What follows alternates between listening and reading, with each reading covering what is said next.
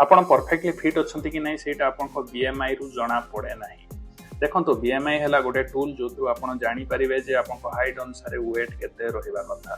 यार फर्मुलाटा है आपको बॉडी वेट डिवाइड बाय आपको हाइट स्क्वायर।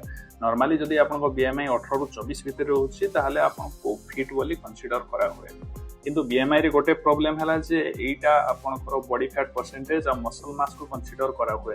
गोटे एग्जांपल नेकी देखिबा जणे जदि स्किनी फैट अछि माने ता देह रे मसल मास कम अछि फैट लेवल अधिक अछि तो तार वेट भी हेल्दी रेंज रे आसीबो बीएमआई भी हेल्दी रेंज रे आसीबो। किंतु ता माने नुहे से फिट बॉडी फैट परसेंटेज अधिक थिबा हेतु ताकू भी जते सब लाइफस्टाइल डिजीज जेमति कि डायबिटीज हाइपरटेंशन एगुडा भी सब होई पारे।